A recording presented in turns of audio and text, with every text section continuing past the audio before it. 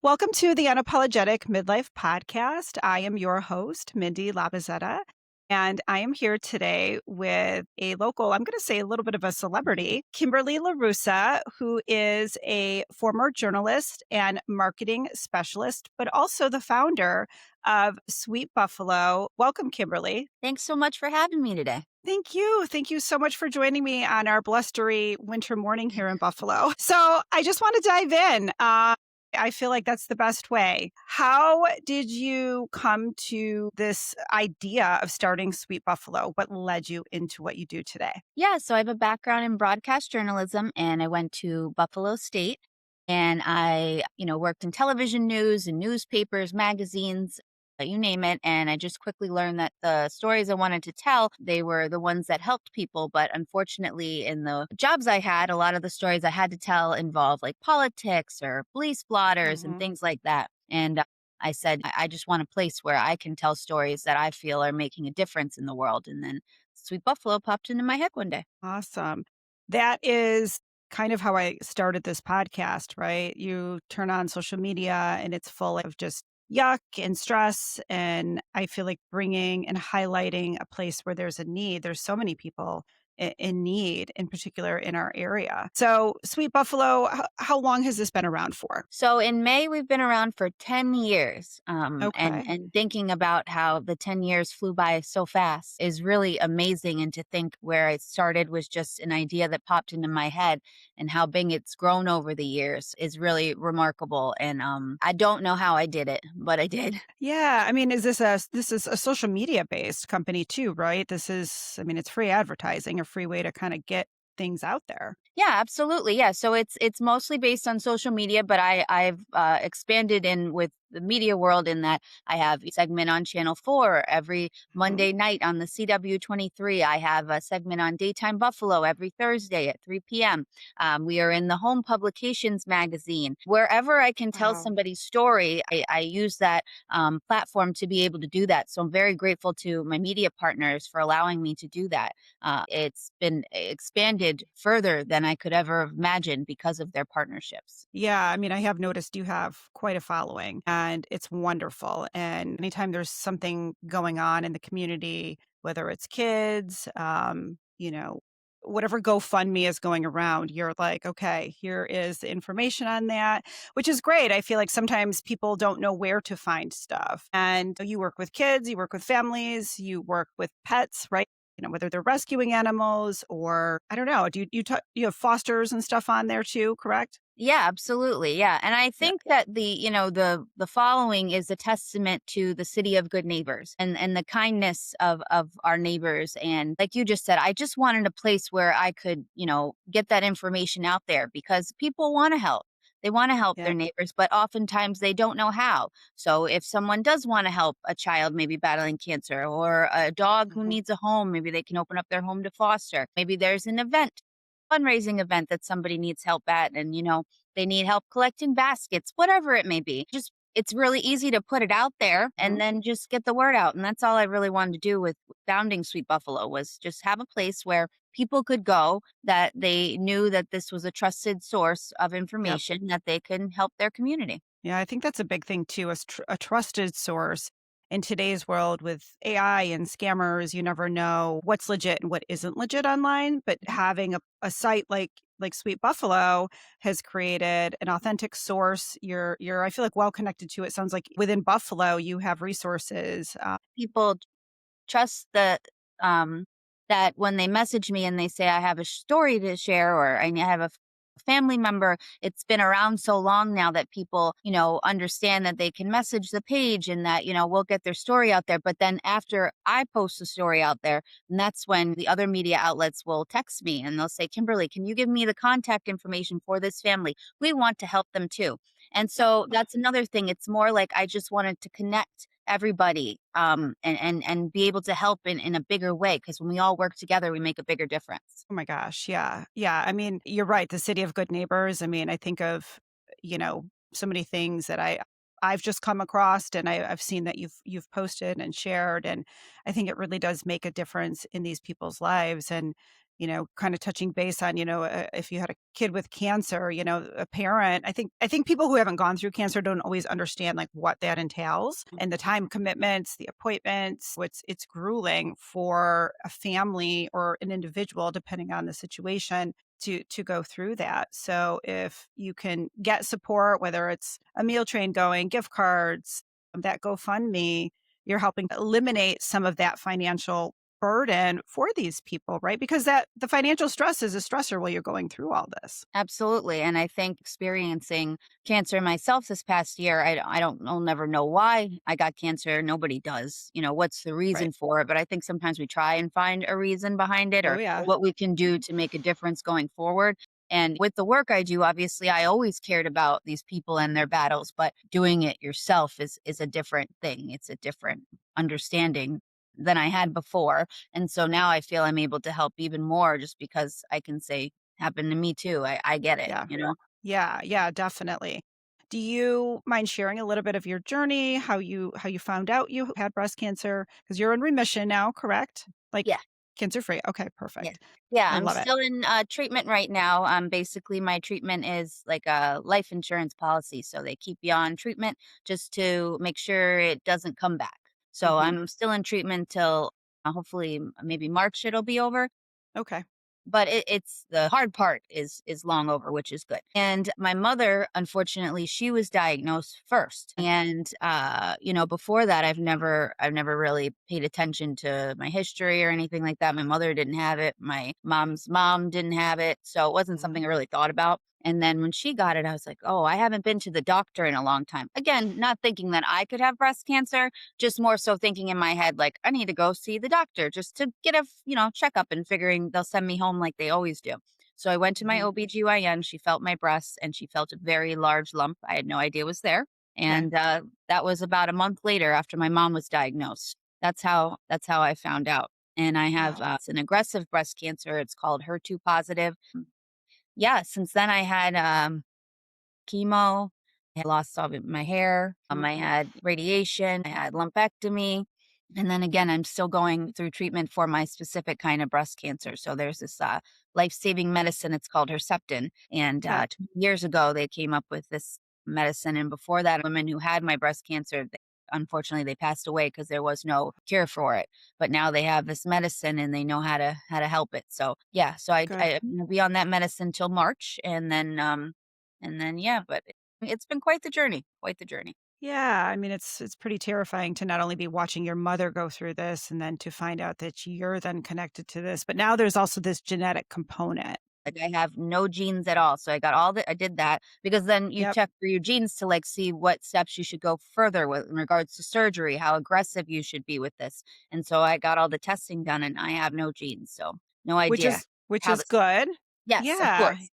Yeah, but I feel like, as a mental health therapist, watching people go through this, you start to question, okay, well, why did this happen? Mhm. Or I've watched people change how they drink water, or what their water is filtered with, or avoiding plastics or chemicals. We know in our world today, it's hard to eliminate everything. But, some people start to kind of go down that rabbit hole. So, how are you kind of doing with all of that? Not very well, to be honest with you.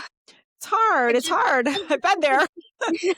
it could be a million reasons why, so I don't know what the reason is. I think for the Yeah. most part right now, my focus is reducing my stress.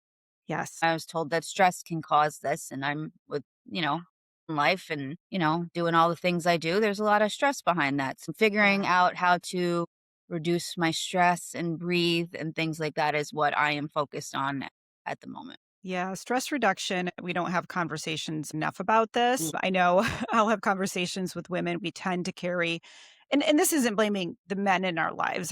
This is no, by no means doing that, but we tend to carry these invisible loads. mm, We're, doing things and thinking about things that are even sometimes on the men in our lives' radar, right? And you're running a business, you're an entrepreneur, like that doesn't necessarily have like a 9 to 5. So I guess how are things that you're doing as an entrepreneur and a breast cancer survivor, how are you reducing stress? I'm not, to be honest. No, I'm trying my best. Like I am in Yeah. I'm in therapy. I'm Good. just trying to not, sweat the small stuff as much as I can. But as you know, like the world is, very stressful. So I'm Yeah. not doing as good as I should, but I am trying. And then I think Yeah. there's like the after, which I'm sure you understand. The after of Oh, cancer yeah. is very hard. So like now my brain is processing everything I went through as opposed to before I was in fight mode. Yep. So I just really, it was like, I gotta do this. I gotta fight. I took battling cancer as a job. I'm really good at Yep. my jobs. Yep. So that's why, Sweet Buffalo is successful. When I put my mind to something, I'm going to do it. So that's what I Yep. did with breast cancer. And I think that now that it's slowed down in regards to treatment Mhm. and back to the grind and things like that, is my brain is processing everything I went through. And now I have to Yeah. figure out how to deal with that. So, Yeah. I know you were saying, the hard part is going through the chemo. It was a woman losing her hair, this mhm, transformation that kind of happens through this, right? The chemo literally kicks your butt. If the cancer doesn't kill you, it feels like the chemo wants to. mhm, But we don't talk about this enough. I mean, I talk about this being a cancer survivor as well. It's that after. So now you're out of fight or flight. You're out of that survival mode, right? mhm, And now it's like I feel like the wall of everything that you went through, it's hitting you. It's like in mhm, your lap. And now it's like, holy crap, now I have to face this, mhm, right? And mhm. deal with this. And you're linked with a therapist. And now it's tackling a little bit of like, how do I manage the stress or how do I even shut things down a little bit too as a business owner? Yeah. We And don't I think we that's don't it have part of 9 it to 5. too. Yeah. Yeah. I think it's trying to right now trying to also find like my own happiness, like aside from Yeah. being a business owner, aside from being a career driven woman, like doing things that make me happy in the moment because we're not here for a very long time and I want to enjoy life as well. And so I've been like on this grind for, 10 years and now it's like kind of just I want to have fun sometimes. I think sometimes it's like you set things up and I think you have to allow the business to kinda do what it does too, right? Your business isn't gonna end because you take a Mhm. day off, Mhm. right? And I don't know if you have people that help with your business too. Are you running all your own social media and everything yourself? I am. Okay, wow, that's and again, you're doing well with this, like, that's a lot. Are there things that you wanna do? I mean, I feel like I always kinda go back to this because it ties in, but, like, I know I kinda created a bucket list when I was going through my treatments of, like, "Okay, these are the places I wanna go. These are the things I wanna do." Do you have a bucket list? Yeah, I mean, right now, I just wanna go swim with some dolphins or something, to be honest with you. Okay, Especially, like, yeah. you see in your background, we're filled with snow every day right now. My Yep, mind is in, like, the, tropical place, and swimming with some dolphins sounds very nice. Or just maybe just yeah, a weekend of relaxing. Maybe I was looking at yeah. Niagara on the lake, things like Oh, that. yeah, have a spa day. Oh my gosh, yeah. But you know why I share this all with you is because if somebody's watching this, I just want them to feel Mm. like not alone. Sometimes people see people doing so much, especially like with my battle, and I'm still running Sweet Buffalo and going on TV and stuff. But I like to be very honest too, because I just want somebody to see this that might be going through this, that you're not alone. Like I'm having a Yeah, hard time. I'm just doing my best too. It would be yeah. easier No, to I sit think here with you and say, like, everything is great. I'm doing so wonderful. I'm working so hard. I don't have cancer anymore. But that's, like, really not the case, so I don't wanna tell you all that. yeah, no, and that's what this is about, right? To me, this is about that real stuff. And I know there's always going to be people in the world who don't want to hear about the real side of it, but I think the real side of it is what people connect mostly to. It's great to hear that a person is doing wonderful, and I'll get on like a therapy session with somebody, and I'll be like, "How you doing?" And they're like, "Oh, I'm great." And I'm like, "Okay, what are we doing here? Like, how you Yeah. really doing?" Right? Like, Mhm. it's like let's get to the truth a little bit Mhm. because it humanizes, I think, the experience versus putting it on a pedestal and making it like you're the superwoman. Like, I mean, you are, but you're also human, you Exactly. know? Now, you're married, right? Yes, I have a You are very married. wonderful, handsome husband, and I have a Awesome. son, and he's 11 years old, and they're my world, and I have 3 rescue dogs and a cat, and one of my rescue dogs is my service dog. Oh, I love that. Yeah, I feel like he's been with you, right? Yeah, Yeah, her okay. name's Sheesh. Chloe, and she has been with me on my journey since the beginning, and she came to all my treatments with me, and she still does, and so Yep. she's very popular at Roswell Park, Mhm. and then in the community too. She's like a famous dog now because she, brings smiles to children with me and goes everywhere with me, so people really, really love Chloe. Yeah, I feel like pets are Anyway, I just had an episode I recorded yesterday and talking about grief and loss is something we were kind of talking about. Our pets are our children, right? Mhm, Like they're your four-legged children, right? mhm. And they provide that unconditional love and support. And there's a lot of healing qualities to having a pet. So that's a highlight at Roswell. People Yeah, see you walking in with your dog and it makes their day, literally.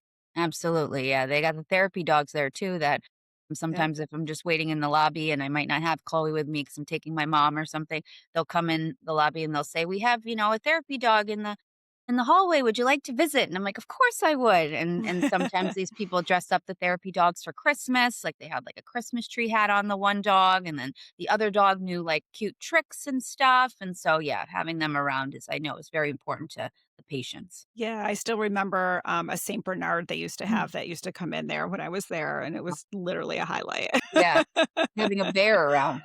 Yeah, yeah, this giant dog just hanging out, Uh-huh. super chill. Mhm. Yeah, it's wonderful.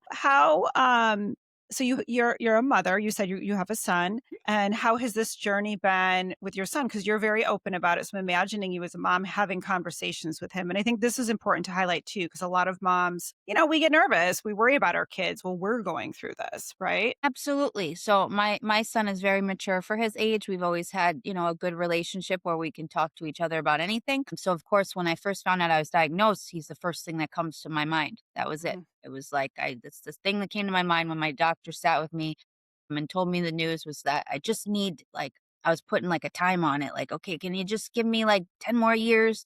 I got to be there for my son. That was the first thing I thought Yeah, of. And he's the most important person in my life. And, I credit him for getting me through this because it gave me a reason to fight like yep, that. I'm going to be here for my baby.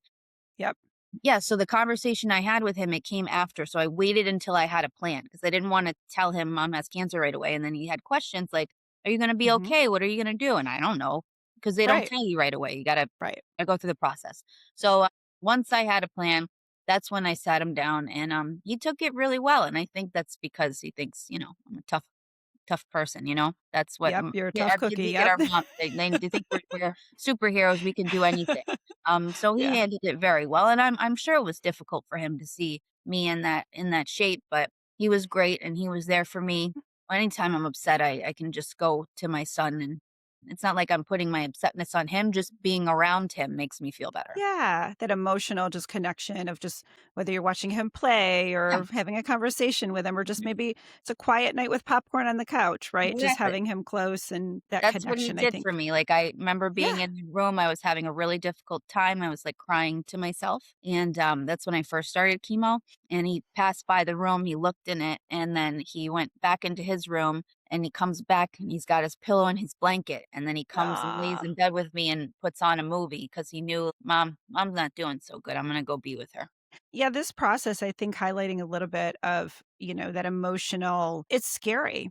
And it's hard because I think a lot of cancer patients don't want to put anything on anybody else. And I don't think you were putting it on him. I think you were just having a moment and he happened to catch you. Mhm, But I think he responded in the sweetest way, like mhm. literally, hey, mom, I'm going to come and sit with you because I know you need this right now. That's Mhm. it. Yeah, I think that this journey makes the kids that sadly have to go through it or see their parents go through it makes them very empathetic. It gives them, Yeah. in the end, a very special quality. Like they feel things a little bit differently. Yeah, right. I mean, if a kid is and you don't want somebody to ever have to go through this. Like, to No. me, it's the worst, but I guess it's like with all life lessons, all things that we go through in Yes. life, it can teach us a little bit about ourselves or about the world, about those around us. Mhm. And how to be I feel like too for males in particular, because society doesn't want males to show emotions. I mean, we do, but yet, how often do we give men a space to cry? So teaching our boys that it's okay to take Mhm. care of somebody and nurture somebody and see emotions and be present for that. You're teaching him a lot for his future partner, whatever that's gonna look like. Mhm. That's why, I mean, it was nice it wasn't nice to see him sad, but to see Josh Allen be so vulnerable Uh, on yeah. national news and all these kids and boys especially look up to him, and to Oh, see yeah. him in emotion and that it was okay for him to be in that emotion, I'm sure, it was a lot of boys were like, "Wow, like, it's okay to cry sometimes if you feel like it," you know? Yep. Yeah, it's a natural emotion. It's always interesting too I don't know if you know this, some people do, some don't, but if you take tears and look at them under a microscope, they are different molecularly structure wise based on why you're crying, which is really Oh, fascinating. Yeah. no, that's amazing. I didn't know that. Yeah. So, when you kind of think about that and why a person might cry, whether it's laughter, whether it's grief, whether it's, sadness, you've got neurotransmitters and chemicals that are kind of going off in your body. And that's a release. It's a way to expend those emotions. Mhm. So it's a good thing. What are ways that you and your husband may be connected through this? Because there's people too that this can create, stress on a relationship. I think laughter, probably. I take a lot of emotions in all the time of myself, and my husband is more easygoing. And so before this, I would just be like, can you just, this is serious business. You know what I mean? It was people, we gotta, we can't laugh about this stuff. Or it's not, whatever. But then when going through this, it's like I needed that laughter. I needed somebody to just not, it's not that it wasn't being taken seriously. It was just like, there was moments where I was very sad and crying and I needed a laugh. And so instead of crying because I was sad, I would cry because I'm laughing so hard, right? So Yeah. I think that was really I credit him and thank him for making me laugh so hard my belly hurt that I'm crying and forgetting about my problems, you know? Yeah, he knew you needed that, like, he Yeah. knew you needed to maybe not be serious for a little bit. Yeah, like I said, in the past, it would be like, "Come on, like, we gotta d" but this time it's like, "No, no, I really need that laugh." They say I mean, really, laughter is the best medicine. It Yep, really, really is. It really is. Like, yep, if I could just spend the whole day laughing, that would be ideal. and I feel like too, like, in this journey, right, I remember losing my hair as well. They didn't have cold caps when I went through it, and, wearing the wigs, and, sometimes you have to learn to, like, laugh at yourself, and through this process, like, I had, somebody I knew who had, like, her pink wigs to make it fun, and she would come in and she would glow, and just it's just wonderful to see people trying to have a little bit of fun with this in whatever way that looks, like. You absolutely have to. I mean, I think that your friend, I mean, she had to take a lot of time probably to do her makeup and get her, put her eyebrows on and her eyelashes or Yep. whatever. It was like a process to get her, but the amount of confidence and the amount of strength it takes to when you're looking in the mirror before you start doing all that. Like I continued to go on television throughout my journey. So I'm going Yeah, on you television with have. these wigs and doing my makeup and stuff. But, like, before I do all that, like, people don't see behind the scenes of me looking in the mirror, and that is not me. That is not Yeah. I don't look like that. I don't even know who that is. And then the Yep. process it takes to make myself look like Kimberly again. It's like you have to really be confident within yourself and find the strength within you because that can really take a toll on you looking in the mirror and not seeing yourself anymore. Yeah, and I guess that's another layer of this, right? This Mhm. this transformation that kind of happens within you as you're going through this, because who you were going into this journey is not who you are coming out of it, and not in a bad way. The part of you that went into this journey before, she's a part of you still, but now she's evolved. Mhm. Yeah, and I think that from what we were talking about before, it's kinda like afterwards, like, finding the new you. I didn't ask Mhm. to be a new me. I Mhm. was fine with the person I was before, but I can't help that everything that happened to me, and now I'm trying to find Mhm. the new Kimberly. It's, like, kinda like you go through all that, and then you gotta figure that out afterwards, like, who am I from all of this? Yeah. Yeah, what is and I know I had to kinda go on this journey. I went back to school late in life to become a therapist. I was diagnosed with my first cancer once I finished my bachelor's degree, and then my second one, and then that put graduate school on hold. So I knew that through that journey that I was gonna be a trauma therapist. That was what I was gonna do. So for me, purpose has come out of that experience, and I know it's hard because yours is still very fresh, but I feel like with everything that you do, I feel like you're already connecting the dots of, like, something is coming out of this. I'm gonna do something with this. Mhm. Yeah. And that's been me my whole life when, something tragic happens, I try and find purpose and try to find something to do to make it positive. And so even with my journey, I started Sweet Buffalo Breasties on Facebook. And what I wanted to do was connect other women who are battling breast cancer because in the beginning, I wasn't sharing my journey very much because I just didn't want to publicly, until I had told my son and I had a plan, I wasn't going to publicly Yep. say anything. And so these women that I didn't know, my friends were connecting me with women I didn't know who had breast cancer that just wanted to share, like, make me feel better and you're going to be okay and you'll get through this. And so to have like strangers do that for me meant a lot. And so I thought, what about all these other women that might not have a friend who had a friend who had breast cancer and they don't have anybody to talk Yep. to. So I started this group to connect everybody, and it's Awesome. worked out. It's worked out really well, and there've been a lot of good connections made through that. Yeah, and I would like to highlight that. I'll get that from you at the end. Sweet Buffalo Breasties. It's a Facebook Sweet. group. Perfect. Yeah, I would love to highlight that. Years ago, they had something called Gilda's Club. It was a non for profit based on Gilda Radnor. And it was a place where you could go and have classes and where cancer survivors could get together and take a meeting class or something like that. And that's kind of gone by the wayside. I know Roswell has like some young adult stuff. I have phased out of that. So for something where people can get to know each other, but also maybe they could get together and form some Mhm. friendships because I think that that's huge. Like who understands this journey and gets what I'm going through. Yeah, that's exactly what I wanted to do. It didn't have to be, just me. I don't have to be there, but like maybe two women connect in the Facebook group and they go get a cup of coffee. Maybe they Yep. have a lot in common and they just want to get together and find a friend. Because I've made friends that I have would normally not have had if I didn't have breast cancer. And I love Yep. these friends and they've been Yep. wonderful. And we've connected on things that you wouldn't be able to connect with anybody else. One of Yeah. my friends calls me sis. That's what she always Mhm. calls me when she tells me, "Hey sis." And, we would have never met in another world, but because of what we've been through, we've been there for each other and we love each other, you know? Yeah. And I think too, like when you're going through this, right, you become immunocompromised. I know I rarely drink at this point in life myself. You want a place where people can meet and it's not involved in the bar scene or like the going out scene. And you're not going to meet someone at like dinner necessarily. So this platform, I mean, using Facebook as a way to connect people, that's what I love about like technology today. There's a lot of good things that we do with it. Yeah, that's what I was trying to do with Sweet Bubbles, find the good in that because obviously social media can be a very Yeah. poor place. And so where can you find the good in it? So that's where I think, obviously I've done a lot of good with social media, but there's a very not so good aspect to it that can be had. Yeah.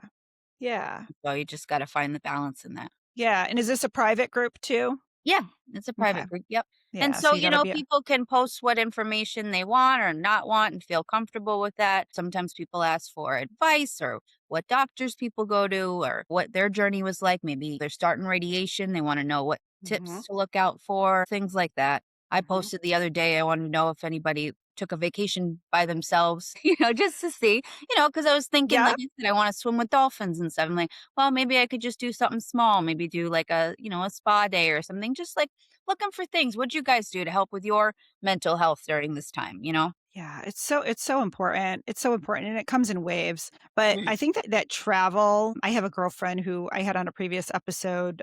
She was stage 3 breast cancer 3 months before her wedding. Ugh. And we didn't talk about this in the show, but I know she won a trip to Joshua Tree and it was this solo trip that she went on that was super healing and just like kind of filling her cup back up and Mhm. for her to be highlighted.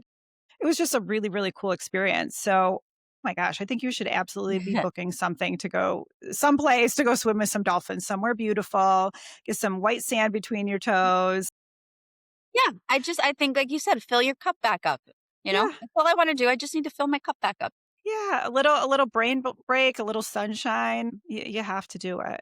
Mhm. But I guess like what was the one thing that you might want to talk about that was really important for you that really helped you through this process? Well, I think that keeping a positive mindset. I took that and ran with it. I just was positive the whole entire time, which again, like I said, I think now that the journey is like almost done with this, it's like, oh, your brain's wired and it's like, oh man, that was a lot of stuff to not be Yeah. positive about. Yeah. But during that time, I just said, all right, I'm just gonna do it. I'm gonna go through the motions. I'm gonna treat this like a job that I didn't ask for, but I'm gonna do it. And Yep. that's exactly what I said. And right before when I did announce I had breast cancer, I said, I've accomplished a lot of things in my life. And Mhm. I think that beating breast cancer is going to be my biggest accomplishment. And then Mhm. from that day on, that's what I said I was going to do. And fortunately, I did it. So, You have. Yeah. You're doing so many good things. I really think you're just a bright light in the community. And I've followed your page for a while. And I thought I would take a chance to reach out with you to you to see if you would come on and talk about this and share, your story. And man, it's been amazing. Thank you. Um, Well, you're amazing you're too. I mean, welcome. you're being, Thank you. very humble about what you've gone through, but to do it twice, not only once, but twice, and then go out and help people with their trauma. That's, something that many people might not do. Because, like I said, you've been through your own trauma, might Mhm. want to focus on your own healing from now on. And instead, you're going to take your education and what you've learned and you're going to try and help others. And that's really amazing too. Yeah, yeah, I mean, I think one of the biggest things I've learned, because I'll be 48 this year, and I was You don't look 32 when I was 48. diagnosed. Well, thank you. It's a Mhm. little Botox, if I'm being honest. See, God bless you for being honest. That's what I'm talking about. Can we I just have no all shame. just be honest? I got a girl, but I laugh. But I think a lot of this is about kind of coming back to ourselves and learning to fill our cup. Like, yes, go swim with dolphins, take those trips. But also, like, I've learned to embrace a little bit of my quiet time. I work out pretty regularly, whether it's lifting weights or I'm that girl in the neighborhood with the weighted vest.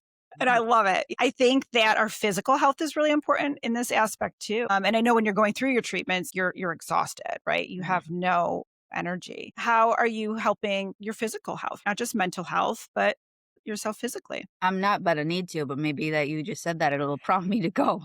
No, I think I definitely need to. It'd probably be good to start in the winter since there's not much of going on.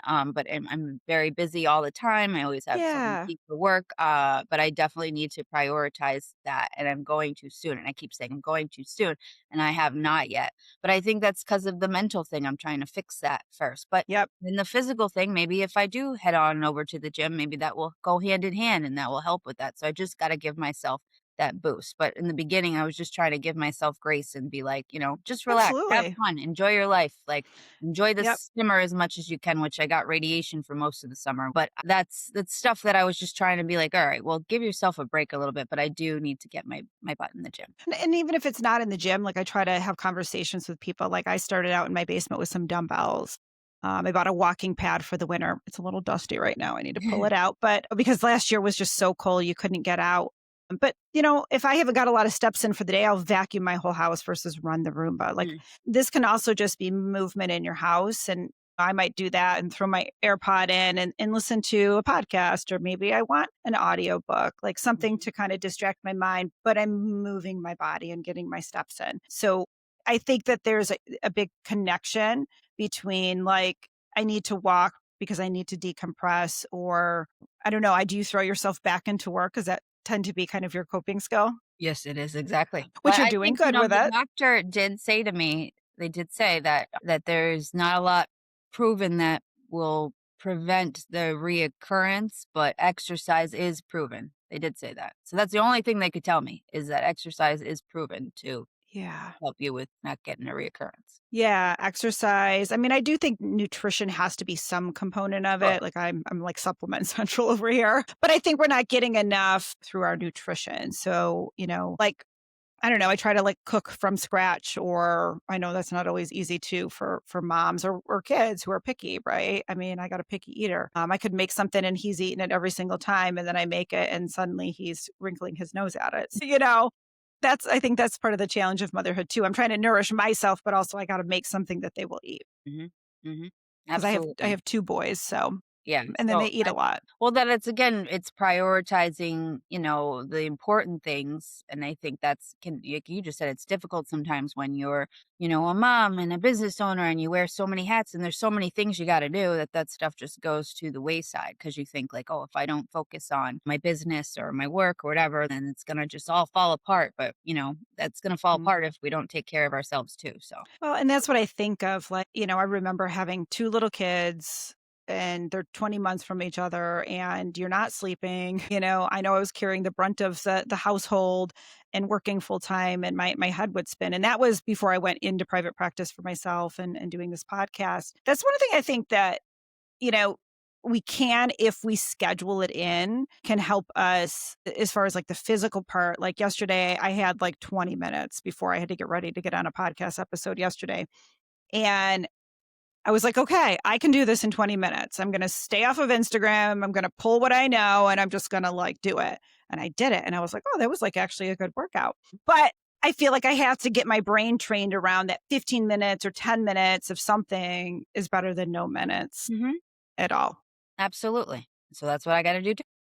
You'll get there. You'll get there. I mean, I think that going through this, you learn to prioritize yourself because you have to. Mhm. And you have to be here. You've got a kid that's depending on you and you want to see him grow up and someday go off into the world. And that means that you then have to take care of yourself. There's a lot with that. Yep, sure is. Awesome.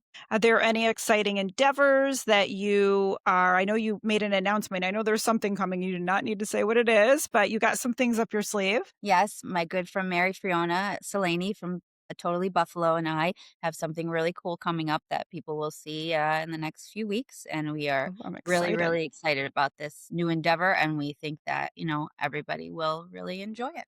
I will make sure that we watch for that, and when you post that, I'll be resharing that. Yeah, it's exciting. I feel like Buffalo, there's so many opportunities, I think, to I always highlight the entrepreneur component because I think there's so many good ideas that I think some people just have to believe in themselves to take a chance that, "Hey, I can do this, and I can make something out of this." Yeah, I think that's why everything I do I'm able to do is because I believe in myself and I think of things that, maybe other people might think are not possible or crazy or whatever and I just say, well, what's the worst that can happen? It doesn't Yep. work out, at least I tried. And so I Mhm, think that's a lot of times is, maybe something that people are just nervous to do about failing, but it's like, mhm. it's better to fail than not try at all. Yep, and if you fail and you tried, "Okay, now I know," or maybe I know what I could do differently. Absolutely. Yeah. No one amazing got to where they're at, or I think of like, famous people who've gotten to where they're at. Not that you necessarily want to be famous, but like any endeavor you put your effort into, there's going to be failure. There's going to be step backs and kind of getting yourself back on track. Yeah, and I personally am not even from Buffalo. I'm actually from Florida originally. I moved to Buffalo when I was 19 years old. Okay. And so I'm living in North Tonawanda now and so I started from scratch. So I didn't know anybody here. And Yeah. now I know a lot of people and I'm connected with a lot of amazing people, but that none of that would have happened if I didn't believe that it was possible. Yeah. No wonder you're dreaming about dolphins and Yes. probably white sand beaches. It's in Yes. your blood. What I grew up Did on. Yes. Yeah, so you came here and went to Buff State at Uh-huh. 19. Okay, so that's how you ended up here. Mhm. Awesome. Yes. And you So my worked dad is from this area, so that's my mom. Okay, My mom lived in Florida, my dad lived here, so I was looking okay. for a change of scenery, if you will, because, Florida was a lot of fun with the sun and the beaches and the boats, and I needed to just really figure out what I wanted to do with my life, and coming to Mhm. Buffalo, as in right now, there's a lot of snow, so I'm not going outside today, I'm not going on a Mhm. boat, and Nope. so I really focused on my studies, and I did very, very well for myself in that, so thank you, snow.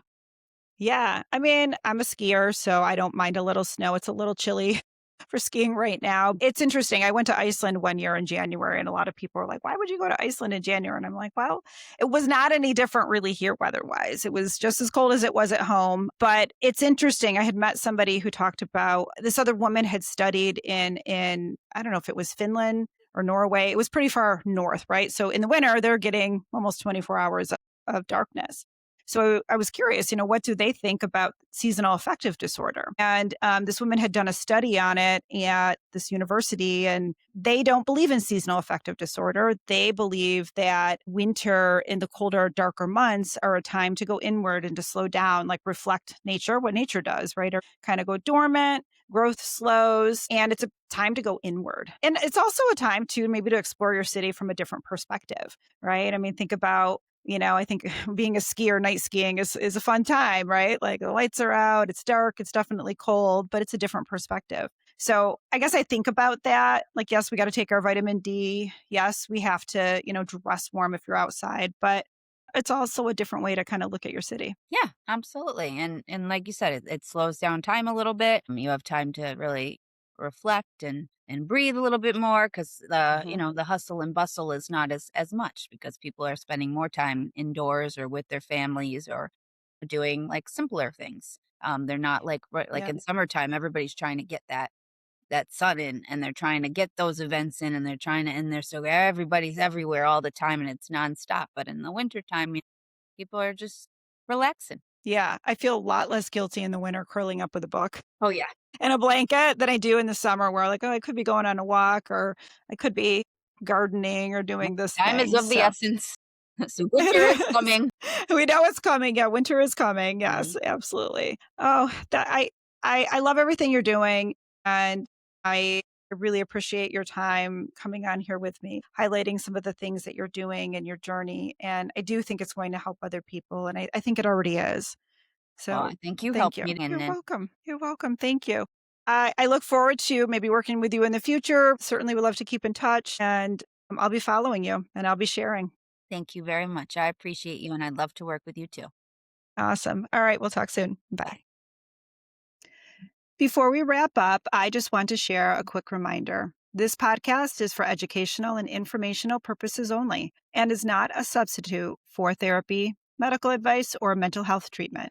If you're struggling or need support, please reach out to a licensed professional or a trusted healthcare provider. Also, if you loved this podcast, don't be afraid to hit follow and share it with a friend, coworker, or family member. Hope to see you soon. Thank you.